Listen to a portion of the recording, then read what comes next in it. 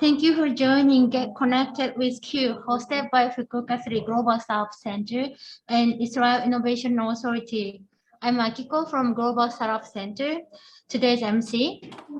Here at the GSC base, I'm with Mumu, the Director of Startup Center, and Yoshi. Before we start the meeting, I would like to ask you one thing. Please keep your microphone mute and turn off the video during the event. Let me start with sharing today's rundown briefly.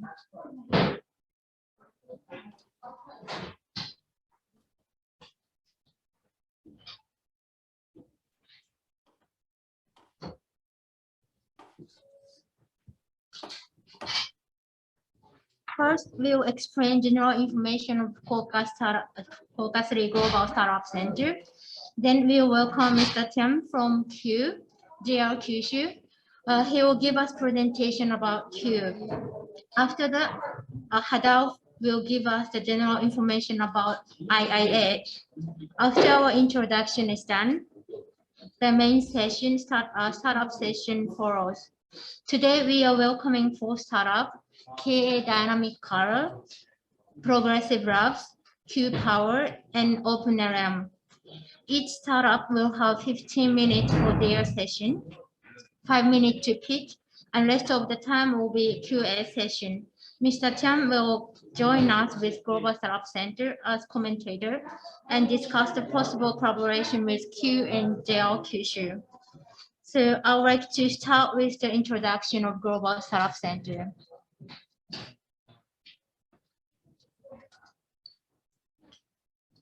So Fukuoka City Global Startup Center is run by the city government, and we are the contact window for the executive unit for foreign startups and entrepreneurs.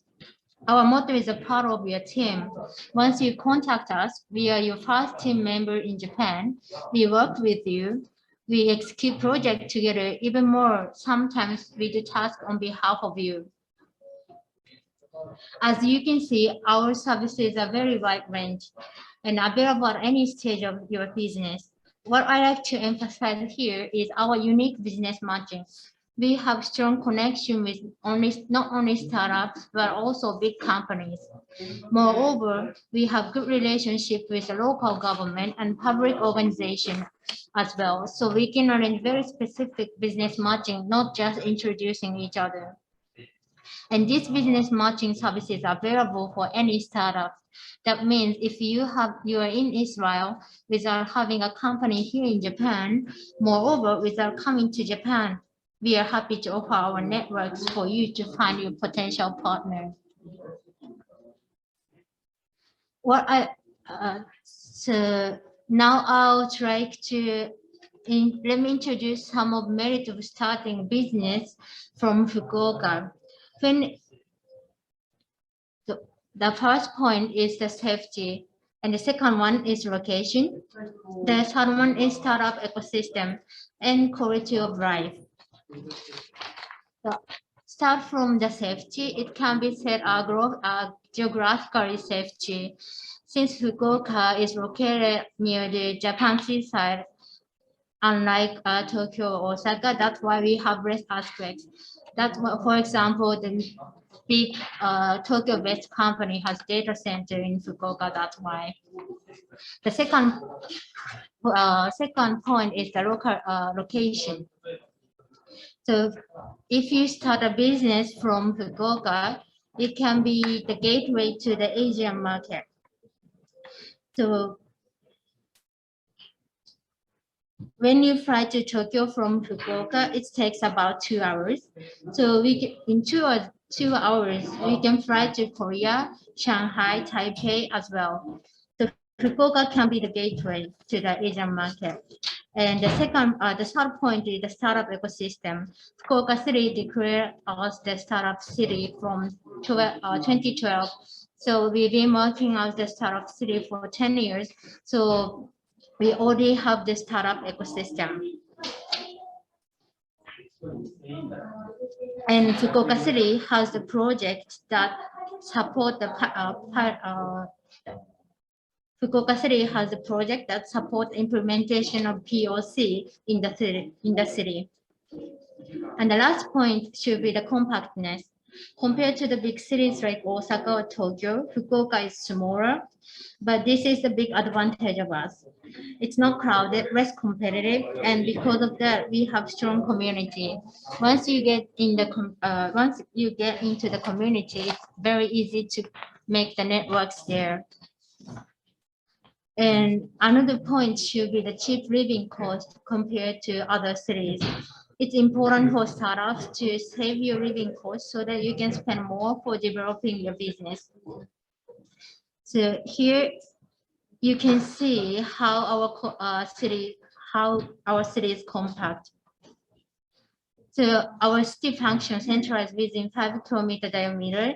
So only 10 minutes from downtown to airport by the subway. And we have beaches and we are surrounded by rich nature. So Fukuoka is the good places for not only the companies, but also the remote worker as well. So Fukuoka City has 15 partner institutions in 11 countries. We signed MOU to provide mutual support for startups in the regions. However, signing MOU doesn't limit our collaboration. So we signed MOU with IIA in November 2029. So our mayor and GSC team went to Tel Aviv for attending this signing ceremony. So now let me briefly introduce ours about startup visa. So generally speaking, when you live in Japan doing business, you need to have a business manager visa, and there are some requirements to get the visa. It's very difficult to fulfill the requirement from outside of Japan. Startup visa is a 6 months to 1 year resident permit to settle down to prepare such conditions and to make sure whether or not that Fukuoka is the right place to start your business before you invest. Once Fukuoka City approves your business plan as an innovative business and confirm that you are capable to implement plan and fulfill the requirement of the business manager visa within the 6 months to 12 months, you will get the visa. After the startup visa expires, most of the entrepreneurs convert them to business manager visa. So these are some examples. We have a Canadian startup. They use 3D scan technology to offer the experience of mixed reality.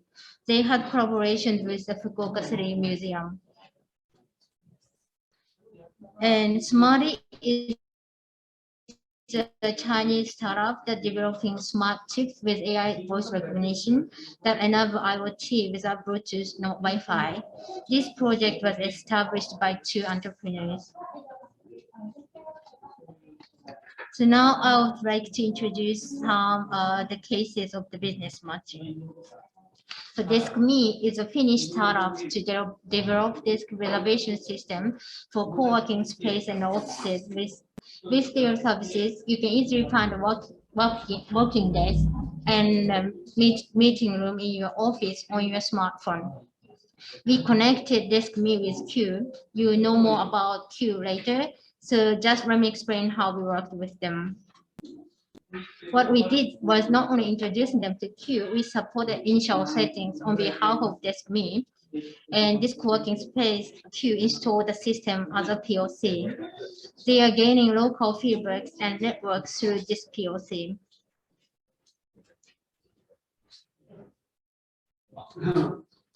And the second case is Silent. Silent is an Estonian startup. They are manufacturing small booth offices with the best sound reduction technology. We connected them with a potential partner that is one of the largest company which manufacture office furniture in Japan. Actually, this company has similar product as Silent. However, the demand for such small offices is getting high in Japan. Therefore, we propose them to have Silent as another product lineup. Then the company agreed to purchase sample from Silent, and moreover, they showed more interest in collaboration after seeing the sample, and they just signed NDA for further collaboration. And the last case is from Israel. Kitchen Robotics attended our first online event with IIA last year. We have introduced several companies, and now they are discussing with the conglomerate company in Japan. They have their headquarters in Osaka. Since they have many experience importing machine relating food industries, we believe they can be a potential distributor in the Japanese market. As we expected, the social company is quite interested in this kitchen robot. They are now discussing to sign NDA for the further cooperation. So Fukuoka is the place you can start easy and start fast. If you're interested in business expansion in the Japanese market, we are happy to work with you. So this is our introduction. So now I'll try to introduce Mr. Tian from Q.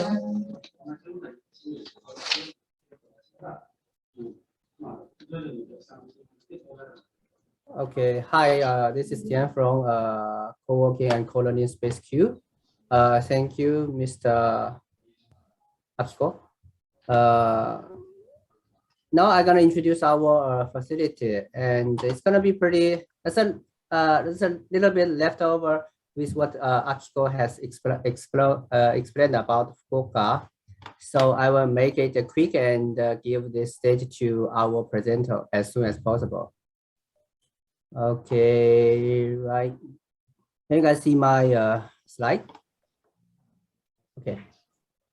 So again, I am the manager of co-working and co-learning space Q, located in the center of Fukuoka City. We are in the B1 floor of Hakata Station, which is the biggest station in Fukuoka. So this is Fukuoka. It's a town that continues to grow. As Akio has mentioned, the population has been keeping growing, even the whole country is declining.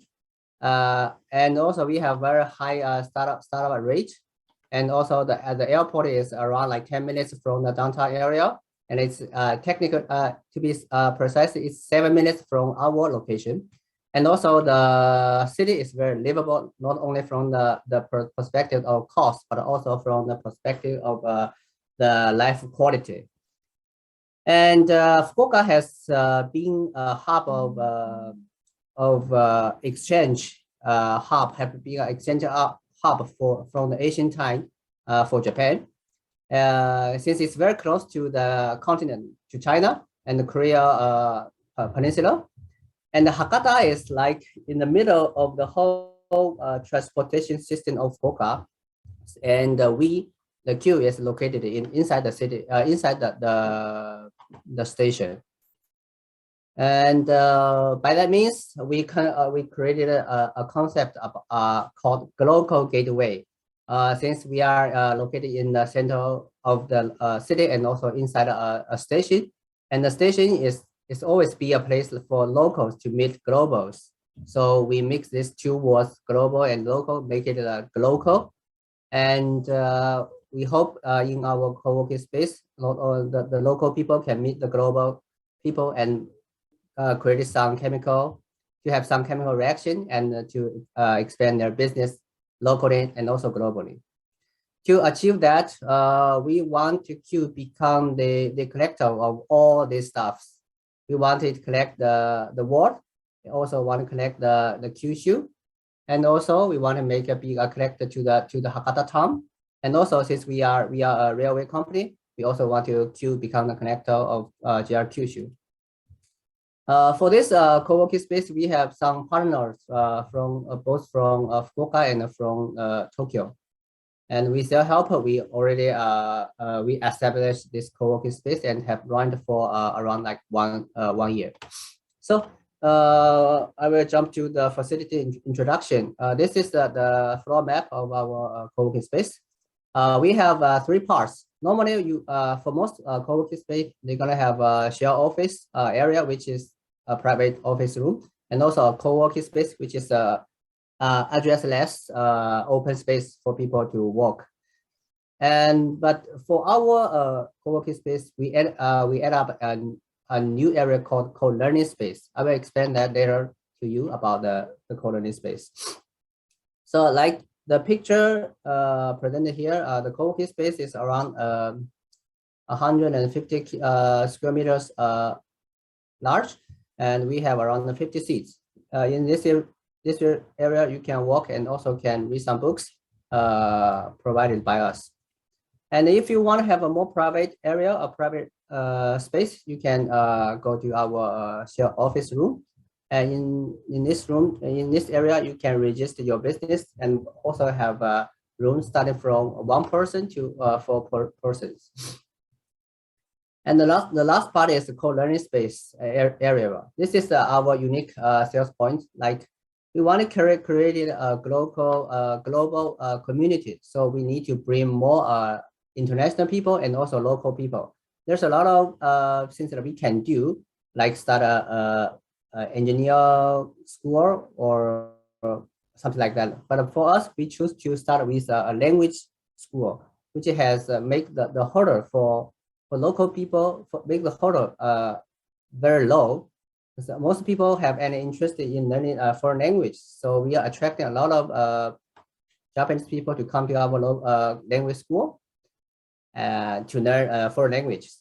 So after they finish their classes, they're gonna come to our co-working space, and we hope they can mingle with people who is working in these co-working spaces. And we also intend to bring foreigners, like the friends from Israel, to come and learn Japanese language in our co-learning space. But right now, because of the COVID, we cannot bring the students from overseas. Right now we are focused on educating local Japanese to learn foreign languages. And next, we have some initiative in Q. We also, like the startup center, we also have some alliance contract with some companies from Kyushu area, from the law to the taxation, and also the design, the space design.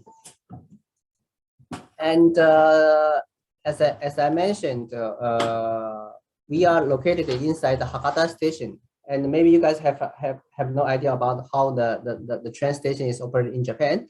Most of the big train station in Japan has a complex or shopping mall next to it. So we're gonna have a lot of commercial activities in the station. So as we are also a tenant of this, we call Amu Plaza, the shopping mall, we can help our members to do test marketing inside this shopping mall area. And also, since this is JR Kyushu's first co-working space, we help our member to connect into JR Kyushu. JR Kyushu is a conglomerate. It is a railway company, but we are not really a railway company. We are more like a company group. We have 43 different kind of group companies within this group. So starting from railway to restaurant, we almost cover all kinds of business activities except the banking or the finance sectors. We almost have all kinds of different activities inside Kyushu Island. So most business, if you want to have some connection or want to explore new partner in Kyushu area, we can help you. And also we are now making a little bit collaboration with overseas co-working spaces. We have some partners in Taiwan and also Southeast Asia. So if you are a member of us, you can also use this kind of co-working space in Asia. And we are, like Akio just mentioned, we help Finland startup Desk.me to do demonstration inside our co-working space. Right now, we are using the Desk.me system to do reservation for our phone booth inside the co-working space, and we give some feedback for this for Desk.me to make their product more adaptable to Japanese market. Yes, this is our SNS account. If you want to know know more about our co-working space and want to connect to us, please follow us. And when you come to Japan, please, you're definitely gonna go through, especially when you come to Fukuoka, you're definitely gonna go through Hakata Station, no matter where you come from. And please, if you come to Fukuoka, stop by us and say hello to me. I will be very happy to introduce our space. Thank you. Thank you so much, Dan-san. Okay, so now I would like to welcome Hadao from IIA. Hadao, would you start your presentation? Sure, let me please share with you. Okay, can you see it? Yes. Yes. Your presentation, perfect. So hello everyone, good afternoon, good morning for everyone here. First of all, please let me thank you for inviting us to this meeting. The cooperation with Japan in general and with Fukuoka more specifically is very important for us. And I wish to have more activities together. So my name is Hadao and I'm new here in the IIA. I'm holding in the position of project manager in Korea, Japan, and Australia. And I will give you just a brief of what are we doing here, what's going on in Israel these days. And I hope to do everything on time. So I have 8 minutes, let's do it. So what are we doing here? So who are we? Israel, high tech is all we have. Okay, this is the only thing that take our economy to the next step. This is actually what we have in Israel. So 10% of the total employment in Israel are in this market, okay, in the high tech. 47% in total Israeli export is from high tech. And you can see another, the great numbers here, it's all high tech. Again, this is everything we have. So the Israeli high tech industry, I'm sorry, I have a,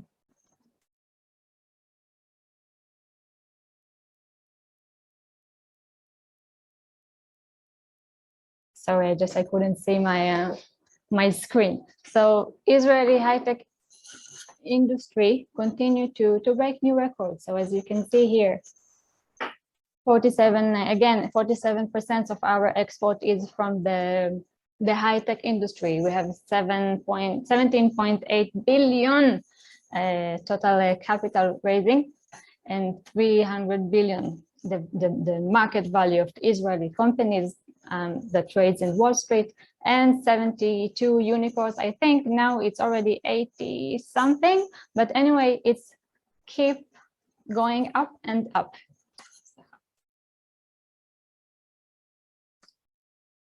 Okay, so just to show up a little bit more, we are in the 15th place in the Global Innovation Index and in 7th place of the Bloomberg Innovation Index, and we are doing well. So yeah, a bit more numbers, 500 active in investment organizations. It's a lot. We have 400 multinational R&D centers. This is only multinational, and it's a great number. And we are leading in the world in research and development, as you can see, much more than the OECD average. So with saying that, everything is perfect, everyone is happy. What's the problem? So let me show you just a bit. So the Israeli productivity is significantly lower than the OECD. As you can see here, the average in the OECD is $58.9 per hour, and ours is much lower. Just another brief about the human capital. We don't have enough employees. So there's a lot of open positions, as you can see on the left side of your screen. So these are the open positions, and we don't have enough people and enough employee to take them. we see a decrease in the numbers of new companies. Okay, so you can see it's lower than 2009 at the moment, which is a big problem. And as you can see, we have decrease in the number of new companies and the stagnation in their financing, the decrease in the numbers of the state investors. As you can see, again, we are getting back, not getting forward anymore. So this is where we're taking our step, okay? And the main mission, as you can see here in the pink part, we are here in order to promote technological innovation and leverage for inclusive and sustainable economic growth. How we do it, we have 3 main points. So I won't say it here because I'm going to talk about each one. So the first one is to do and invest in the R&D of innovation technologies. So it's about 2 main things in this part. We do invest in the R&D of innovation technology products. We're providing grants to companies that engage that such of R&D activities. And we do invest in the research and development of basic technologies. Okay, we promote groundbreaking and applied research and for products in both academic and industry sectors. The second one is gearing up for the future technologies. We are taking place where no one wants to. I mean, we have all the capitals and they invest in the, you know, the main and the securest high-tech subjects, but we are taking the steps, we're taking part when it's a high-risk technologies in order to be in the first place and to do things that no one, that everyone is afraid to take them to do. And the third thing is enabling activities. We are doing everything we can in order to remove barriers to help to startups by promote regulation and the human capital. So we're taking part where everywhere we are fixing problems. Okay, so we are looking for the where are the problems, and we're taking action where we see them. So the Innovation Authority, just in a nutshell, the annual budget grants to investment is 1.5 billion shekels, Israeli shekels. The annual international budget is half a billion shekels, and we do receive 4,000 more or so application in a year.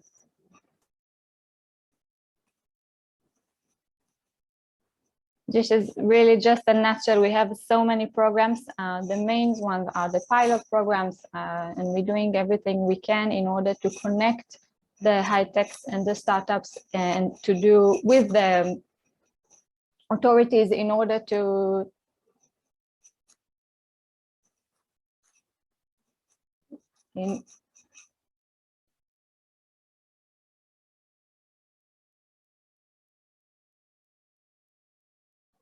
so we are connecting the startups with the authorities to try and test the things and improve them.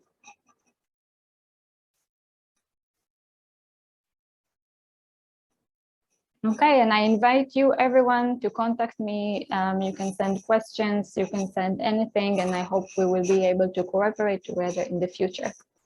Thank you very much again for having me today, and good luck.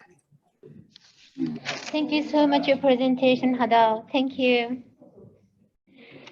Okay, so let's welcome the first startup, K Dynamical Arnon.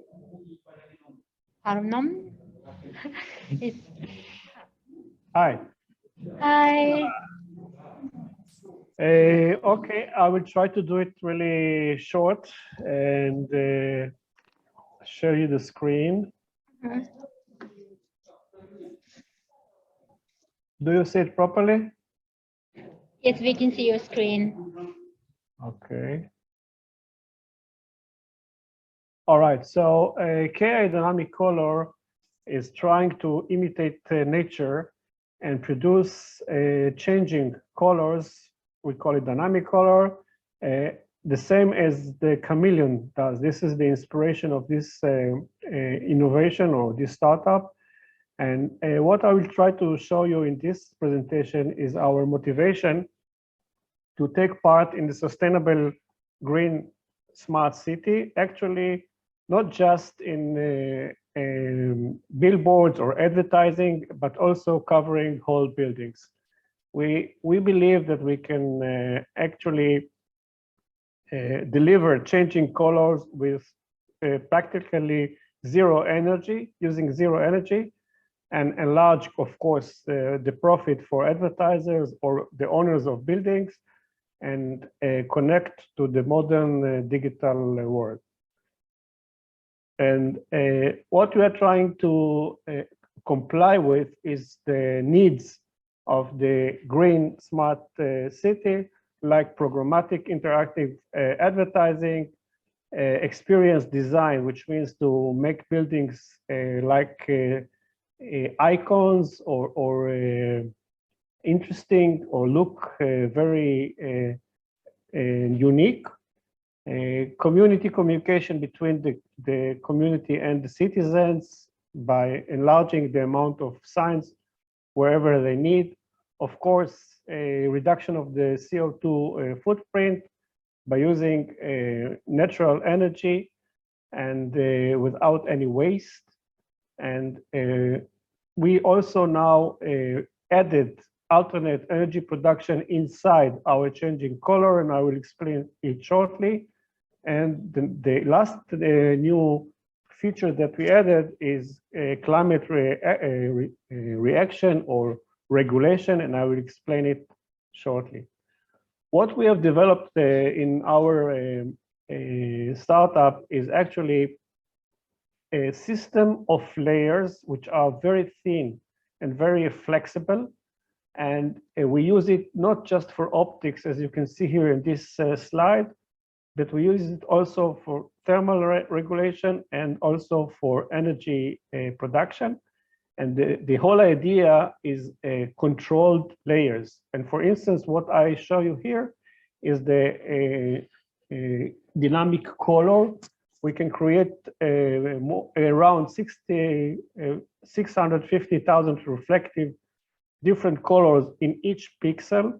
Our technology is completely reflective, like the chameleon, using pigmented materials. We are not illuminating, we are not consuming energy during the picture. We only consume energy during change of the picture. And we developed a very smart and reliable system with very intelligent electronics that support that front of changing colors. And of course, we can enlarge it to billboards or whatever is needed according to the amount of tiles. Currently, we are producing two products, which are pitch 10 and pitch 16. It's the size of the pixel. And we are now trying to develop a new product, which is going to be this one that integrate, it's a hybrid product, integrating colors, heat control, and energy production. We are going to use the same layers controlled system. And it's going to look like this. We are going to enlarge the pixel for pitch 70, 120 and 180, which is the amount of millimeters of this pixel, of the size of the pixel. It's going to be autonomous completely with own electronics and with own power supply, changing color, regulating temperature. And with this kind of product, we believe that we will be able to actually cover the whole buildings and make them looks really nice, changing, including advertising surfaces. It's going to be installed on the buildings regular, like standard cladding installation. and it's going to be the first layer looking at the outside of the building.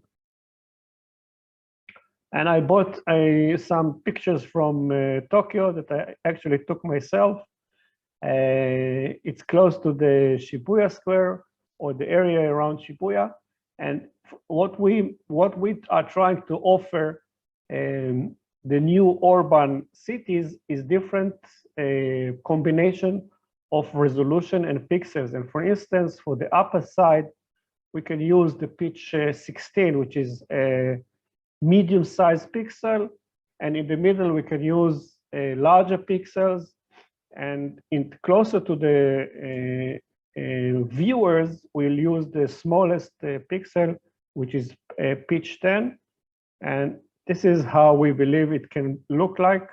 We can change the look of every building and actually connect the wall of the building to the digital world. This is also a few use cases that we just illustrated by graphics, but there are, you can see the buildings of Beijing, the swimming pool of Beijing, and other buildings that can change colors standing alone. So this is how we believe we can take part of the sustainable green smart city with a reflective digital technology, and we are the only one in the world that actually can operate a reflective technology and not illuminating technology. So I think I made it in 8 minutes, and if you have questions, you can ask now. Thank you so much for your presentation. Okay, yeah. Thank you for your presentation. Yes, I have questions. So you said that Go ahead. this panel does not need energy. So you said that no energy. So, but I was wondering how it works. So it works with the solar power or waste heat. So yeah, could you clarify that this point? Yes, it's going to be operated by solar panel. Each, I will go backward to the, as you see here, you see the last layer is going to be solar, and this is how it's going to be operating by itself from the solar energy. And of course, during the day, there are batteries that can be charged and operated by night. So you mean this? So the solar reach to the last part of the bottom part of the this layer and create the energy. Yeah. And this energy can use to have an illumination of the color, right? Yes. So you also mentioned the heat. So what is the heat? You also use the heat of the solar? No, the layer of the heat is kind of heat regulator. It can control the amount of heat inside the building, to the building, or outside. It's kind of a regulator because we have special materials that can control the amount of heat that is going to transfer through the panel or out. Okay, understand. So this product is already in the market? No, this one that you see here is under development. The one that is in the market is only with the change of the colors. So okay, maybe the previous chart, right? This is new product, and you also mentioned can you go back to the previous chart? Yeah. This one again. What is the energy? The energy here that we need is only to change the colors. We can add solar panels or a windmill turbine on the side of the panel, and the energy is very low or very small just for the changes. Once the picture is steady, zero energy. Understand. So another question is this is sort of panel. Is it easy to change the design?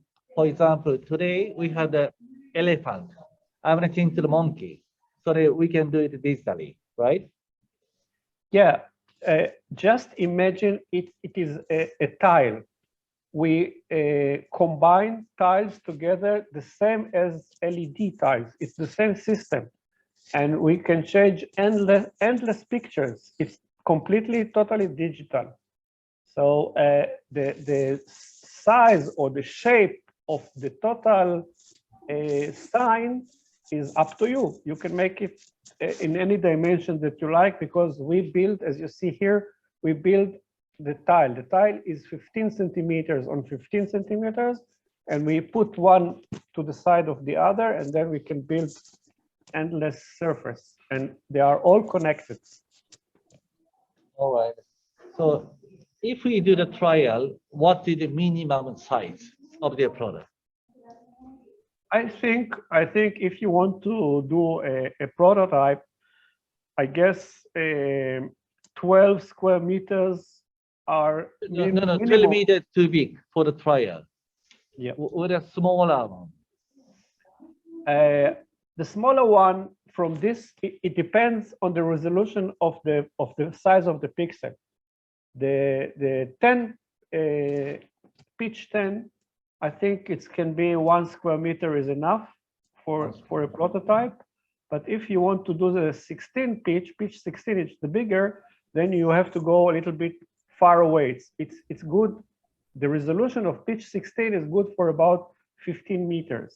It's designed and built for outdoor. It's not for indoor. It's for outdoor, for long range viewing. James, do you have any comment? Thank you for your explanation, Mr. Arnon. Arnon. Yeah. Your solution is very interesting, and I was very interested in your product in the very beginning. The things like the big difference from between your product and the existing products is the most existing product, either they are digital, like the screen, right? Like the TV screen, they use electricity. So when you compare with them, your environmental friendly. So this is the sales point, right? Yes. But and also compared to the existing, like the big billboard along the highway, or they are just one time, they cannot change as you want. So you are talking about print. Yes. Like the most of the high billboard along the highway is printed. Yes. So they cannot change as you want. So you need to do a big like renewal every like 3. You can change like only like 2 months every 2 months, right? Yes. So I think your product is very, very interesting, but it comes to like how is the cost of your product, and is there any like existing like the example of the product, and like movies of the product is used in Israel or any other place in the world? Not yet. We are now raising money to produce the first prototype of a big sign. Like we told you, the 12 meter, we have a film, and we have videos of only 4 tiles that are operating for at least 2 years now. That changed the colors, but we are now in the stage of raising money for the bigger prototype. And by the way, the advantages that you said about the difference between our technology and the LED technology, which is changing, is that LED picture quality during daytime is not good. If you go to the big squares, usually the sign is a little bit with an angle to the viewer, but during daytime, the sun hit the LED, and the picture that you get is like milky. It's not. It's Yeah, very white, a little bit white. Yeah. Exactly. This is Sorry for physics. interrupting. Sorry for interrupting. It's the time 15 minutes. So after this event, let's discuss all the further collaboration. For example, the POC with Okay. Q. So after this event, we'll communicate both of you. Then we can connect you. Excellent. Thank you very much. Thank you. Thank you. Thank you. Okay. Thank you so much. Thank you. Okay, so now I'll try to welcome Yanni from Progressive Labs. Yanni, are you here?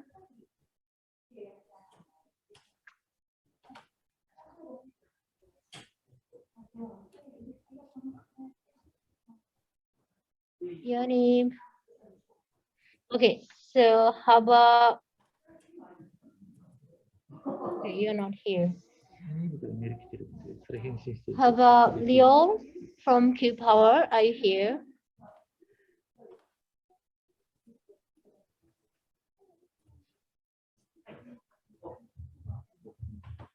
Okay, but I see Oren from OpenLM. It's Yes, a bit I'm right. here. Yeah. Hello. Can you can you start your presentation now? It's a bit Yes. earlier than the schedule, Yes, but no problem. Let me okay, thank share you. my screen. Hello, everyone. Good to see you. I tried to shorten the presentation to the time scope available, but since our field of activity is something that many people are not aware of, I will need to spend most of the time to explain what field are we acting in, and hopefully we can also talk about what we are doing, and also about have some questions and answers. So I will just start. So we are in the field of engineering licensing, and what we are doing, we're helping engineering companies that are using complex software in order to design their product.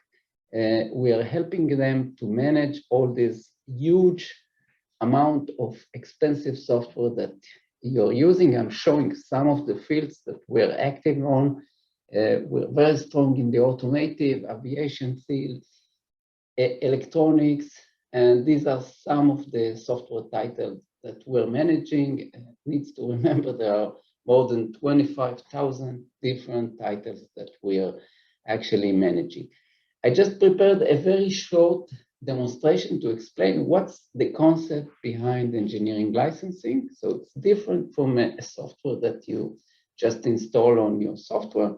So we have users' machines and the license pool. License pool is actually software. So guys are coming to work and they're pulling the licenses to their workstations, and now each can use it. It's a time-sharing product. So let's say one of them went away, the license is going back to the license pool. And when someone needs the license, then he can consume. Sorry for interrupting. Do you have any the deck or any what? Sorry? Any pitch deck or PowerPoint or? I'm sharing it. Oh, okay. So because it's wait, you don't see it? I see your picture. So is it shared now or not? I see your screen, but I'm not sure this is what you want to show us. Wait. So what do you see? Promoting yourself. What do you see on the screen? It says I see a message that says your screen sharing is paused. That's what it says. I'm not sure. Let me stop share and try to share again. I'm sorry for that. 1 minute. So I will start from the beginning. Yes, there is a presentation, and I thought you are seeing it. So let me start with this screen, and I'll share it again. Now, let me know if you can, Japanese pitch deck, yes, share. Can you see now a slide that shows engineering applications market? Yes. Okay, we're now on. So we are talking about engineering licensing, and these are the fields that we're active in and some titles that we manage. And I'm moving to this demonstration just to explain how engineering licensing is working. So we have a license pool. You see 4 licenses in the pool and user workstation. Each user might pull a license. When someone close the software, the license returns to the license pool, and then another user can consume it. When no licenses are available, the next user will get a license denied. Of course, this is a very, very simplistic model, but it explains why it's different from a traditional licensing.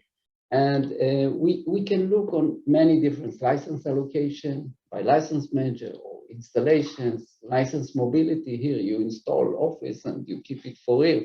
Here you use it for 10 seconds and then you release it back to the license pool. The metrics are completely different, and the way you discover the software. I'm running very quickly because time is running. So what are the challenges? The promise is is huge, actually. They are saying, okay, you can share the license between 4, 5, 6 users, but actually the reality is much harder. Also, there are many systems with many interfaces. Each vendor is coming with his own interfaces, non-managing interface. It's almost impossible to manage such a system. We have customers with more than 200 different vendors that are managing. How can you create a unified view of what you have and how are you using it? So we don't have time to get into each challenge, but there are huge challenges in managing that. And think about organizations that have 50,000 engineers, 20,000 engineers, even 200 engineers. That's almost impossible to manage. So what are we doing? And just touching some of the things. So we bring everything to a common ground. So you can see everything in one place and understand what is going. So you can have many different license managers and get everything into a unique big data, what we call amazingly huge database that keeps all the information that you might need. We support more than 60 license managers and we constantly add more over time. This is how you manage one of the most popular license managers using command line. When we replace everything with an interface that allows the user to interact with all the license manager in the same way. Next thing is something amazing that most of the license manager were designed as a departmental resource and doesn't fit the global organizations of today. So we are connecting everything. So we connect the engineering to the IT world with everything, the software asset management, license allocation. Thank you, Oren. Yes. Because of time, I'm sorry, but we would like to move on the QA session. Okay. So thank you for your time, and I'm looking forward to answer your questions. Okay. Thank you for your presentation. So my question is that I think the product is good for the large companies. So how much size company is your target client? This is a very good question. Yes, we have many customers that are very big. We have about 10% of the Fortune 1000 list, but still we are also serving companies that has 15 engineers and 25 engineers. We have a very easy cloud solution. You just register, put your license manager, and it's all done. And it's effective. It's very effective also in small size of teams. So not only for big companies. So you are targeting with a manufacturing company. This is the first target. Yes, basically manufacturing companies that design solution, but it's very surprising always to get the next request, and we're working with companies that produce clothes. It's all everything that we're using, including chemicals and pharmacy, is all using very sophisticated software, and all these high-end software, they're always using these type of licensing. Olen, today we have the GR Kyushu Q. Yeah, can you promote your product to the Tinsan?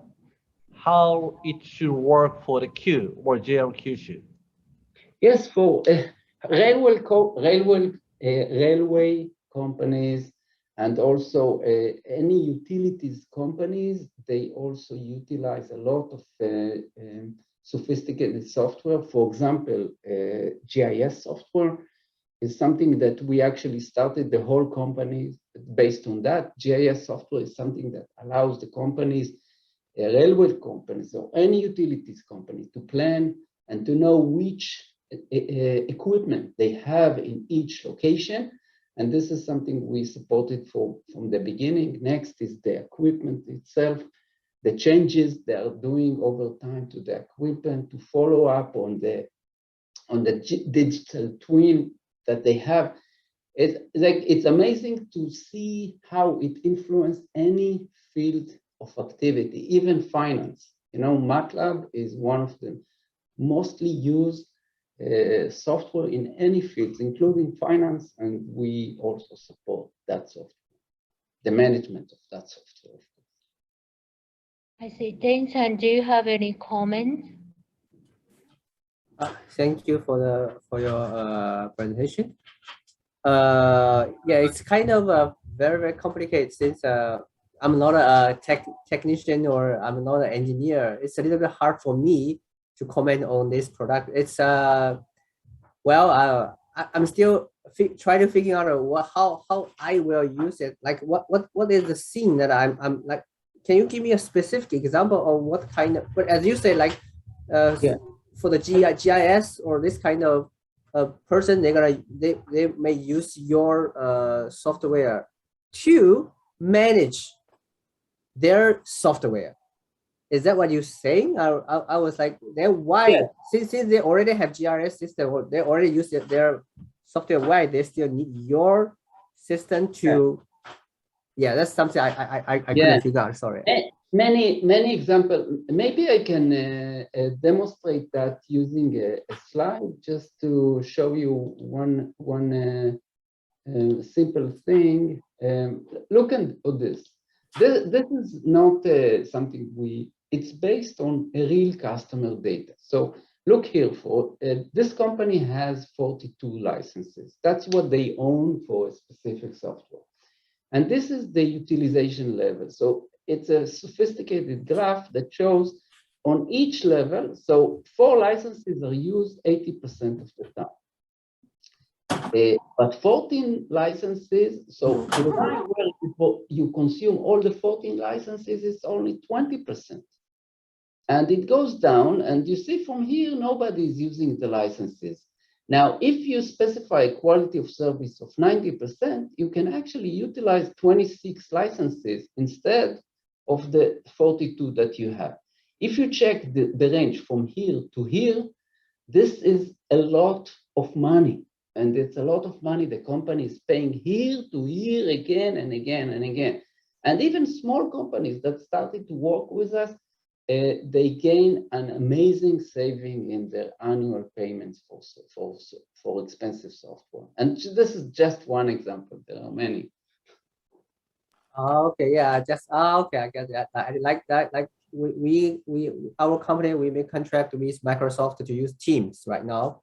Like the whole company employee is using Teams. So we may have like more than 2,000, 3,000 accounts, but when with your software's help, we can specify which account is active, which account is, how many accounts is actively being used. And then we can negotiate with Microsoft next year to say, hey, we only need 1,500, not like 2,000, something like that, right? This is a very good question because now you're referring to another licensing method, which is named user subscription. This is becoming very popular, and that's the way Microsoft is selling its services, and many other companies as well. And when we ask ourselves, okay, how can we enhance the utilization of such service? The first thing we need to know, and we are doing that also, is asking, are people actually using the subscription that we allocated to them? Because we allocated by an email address. So maybe I allocated it to someone, but he's not using it. He's only using Zoom. So I can allocate this license to another person. Or maybe he's only using it for a very limited time. Maybe I can allocate another resource to him. So yes, this is a different licensing and a different way of handling. I wanted to focus on the engineering, but yes, we also are doing that for subscription licenses.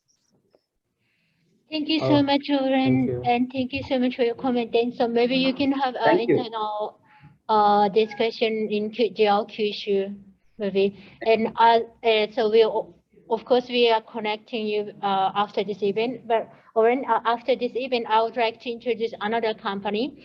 They are specializing for DX. So I think they have the synergy with your technology. So we'd like to introduce your project later to another company as well. Thank you. Thank you. Okay, thank you so much for today. Thank you. Okay, so now I see you, Yanni, Progressive Labs. So would you start your presentation?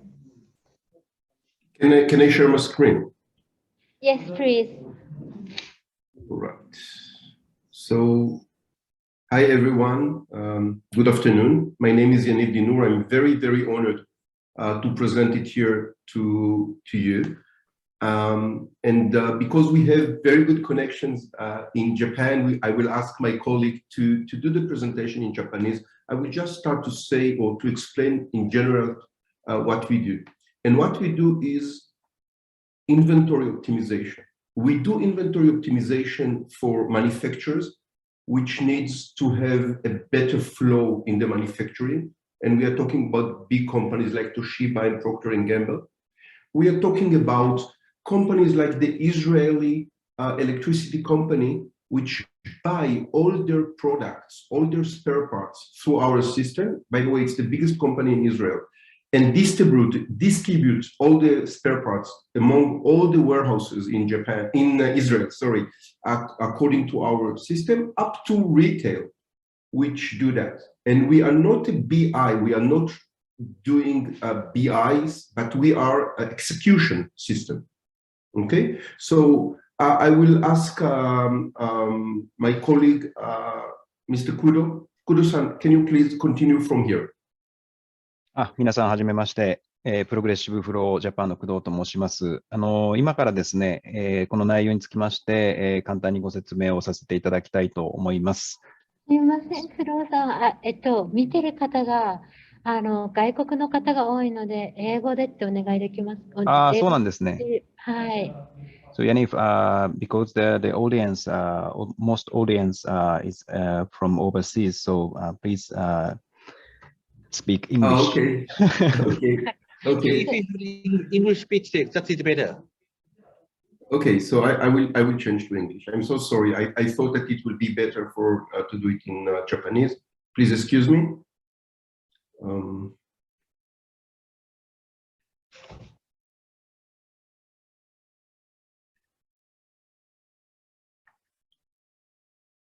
Okay, so what we do is we are solving the core challenge of anyone that holds inventory.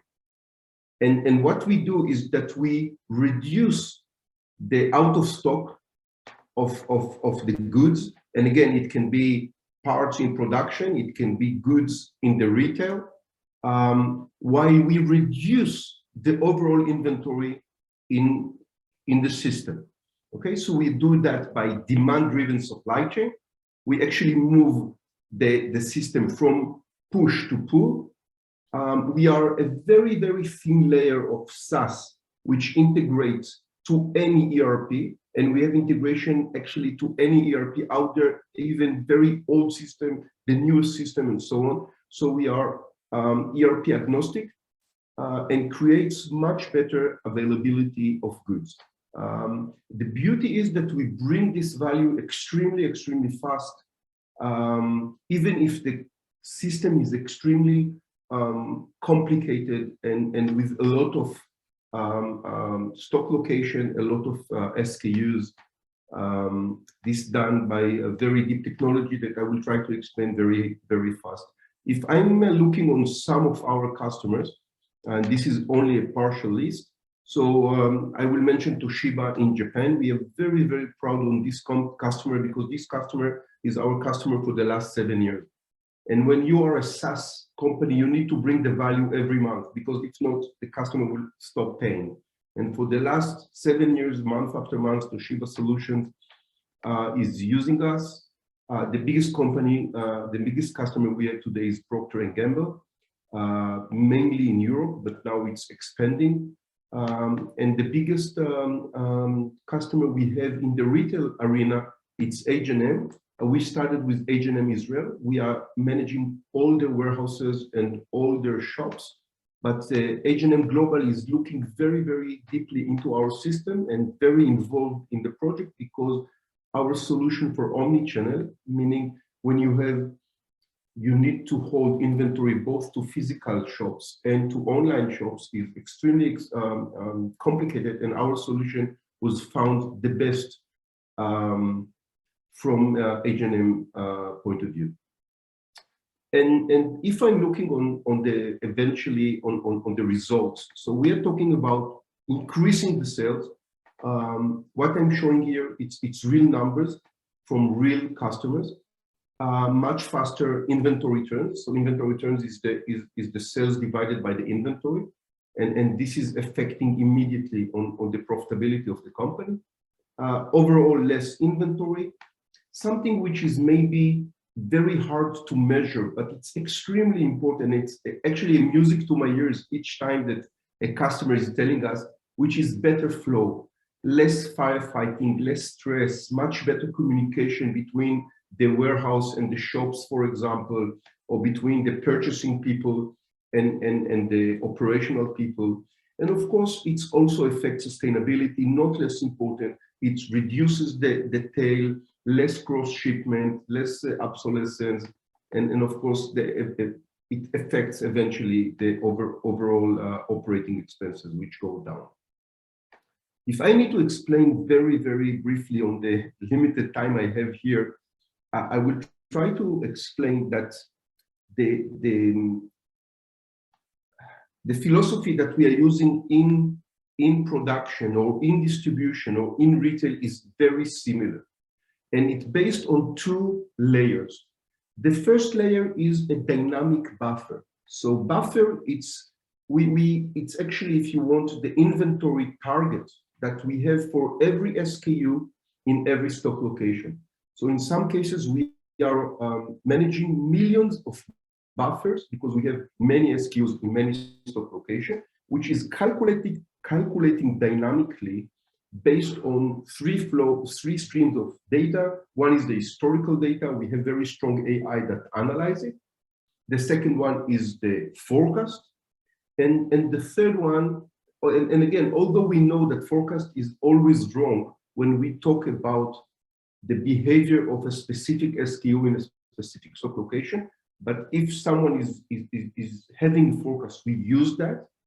And the last part is what we call the demand sensing or dynamic days of inventory, when it's a mechanism that's if we see a deep penetration into the buffer of the real consumption, the buffer will grow automatically, and if we have less consumption, then we anticipating the buffer will go down.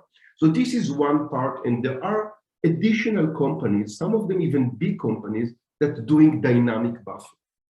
Our main differentiation is the second one, which is calculating how much to replenish, how much to buy, or how much to send, or how much to put in any specific place. Because here we have a very, very sophisticated mechanism of modeling constraints, and constraint can be physical constraint, can be policy constraint, can be marketing constraint, can be budget constraint, can be all kinds of constraints that for us, it's extremely easy to model, even very complicated systems, and actually to take all the knowledge and all the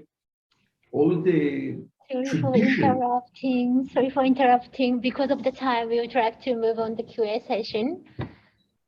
Okay, so in general, I gave you, I hope that I gave you the main idea, and please, if you have any question, of course, I will send you the presentation or even a more.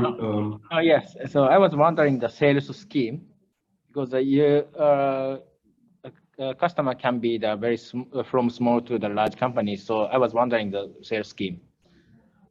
Well, the sales scheme is really depending on how many buffers we are holding. Yes, from one side, the system is very affordable even to smaller companies. And we have some smaller companies all over the world, really, from Brazil to India and Japan and of course the US and so on. Give me the one example. Sorry? For example, the minimum price. Well, the minimum price can be a monthly fee of $1,500. $1,500. Okay. Yeah, for a very small company, which I don't know, a small supermarket, a small retailer, up to much bigger numbers. If Yeah, like H&M, yeah. But it's important to explain that the system can be very small, but also we can hold huge capacity of calculations, and this is something which I think important, so people can grow with us. Yeah. So, and you said a sort of dynamic sort of the prediction, right? Because there's a lot of products to the sort of predict the inventory, the sales by AI. So what is the difference? So in your case, is dynamic means more aggressive? Am I right? I would say, with your permission, I would phrase it a bit differently. Because people used to do the following. They say, you know what? We predict that they will sell X amount. So let's put the inventory target to be Y, and this will be enough. So they have like a min-max way of holding the inventory of a specific SKU in a specific stock location.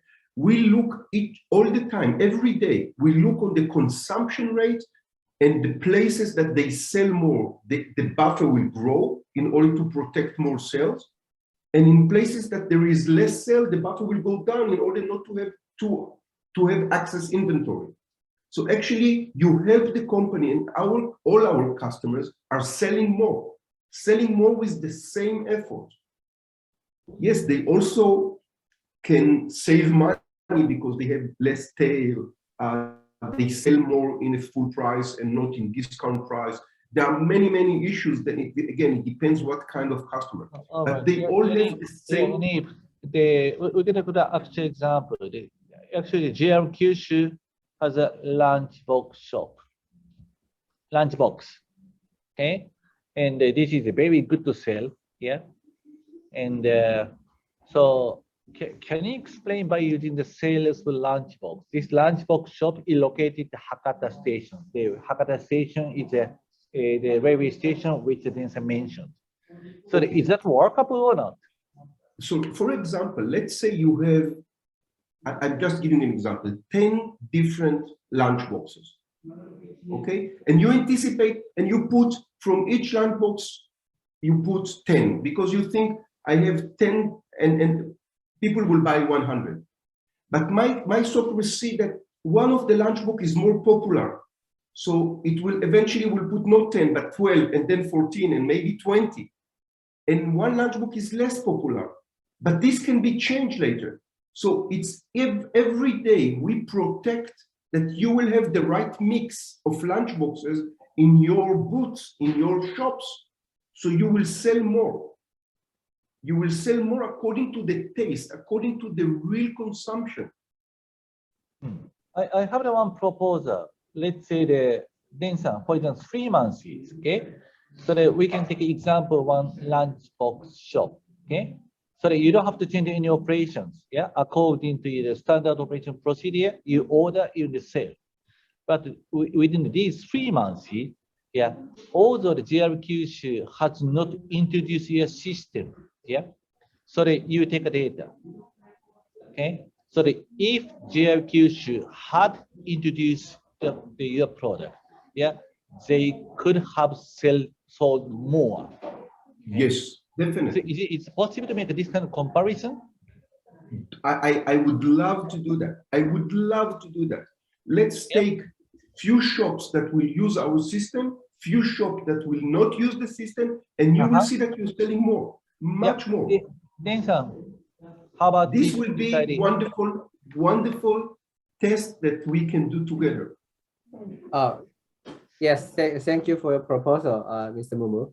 Yes, I'm very interested in your product, and yes, right now we do have a very big problem in terms of anticipating the sales, and we also have a big sales loss in a lot of the food company. We have a lot of restaurant company in our restaurant in our company. So in fact, we are going to have a pitch event in the middle of July, which is focused on the DX of retails and the 2C business. And we already gathering all the problems that our company has. And I think I really want you to present in that pitch event. That's gonna be the CEOs of all the companies gonna show up. And also they're gonna give you the problems of their, and then you give your solutions to their problems. And and also, yeah, besides all the restaurant, we also have like the bento, the lunchbox shops. We have bread shops. There's a lot of the 2C business that are operated by us, and we have a problem in anticipating the sales and to reduce the losses. And yes, I think if you, I think at that time, Mr. Kudo gonna be your representative to present it in Japanese, because our CEOs don't understand English anyway. So yes, I'm very excited to see if I think they're gonna be very interested in your proposal. And I will give this information further. We're gonna start to accepting the entries from April, and I hope I can see the proposal from your company, and then hope you can get to the final. And if you get to the final and win the competition, we're gonna offer the prize plus the chance to do the POC with our group companies, and we're gonna pay for the POCs. It's not free. You know, our team is already supportive for you. Yeah. We are like a one team. We are supporting you. Okay. We will be honored to work with you, really. Yeah, thank you. Yeah. So today, we created a very good team. Yes. Thank you. Thank you. So we'll connect you after this event, so we can have the further discussion, as well as there's some mention about the competition, the things. Yes, we are going to release that to the public later on, and I will give the information to the Fukuoka Service Center too, and hope progressive labs can be in the pitch event. Yeah, it would be great. It would be great. Okay, thank you so much for your presentation, Yanni, and Densan for the comment. So we are supposed to have Q Powers, but I'm not sure if he's still here or not. So this is the last call for Q Power. We already have a power of Q.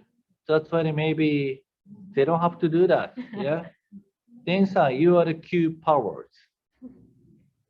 Yeah, I was very interested to listen to the Q Powers since we have the same name. So but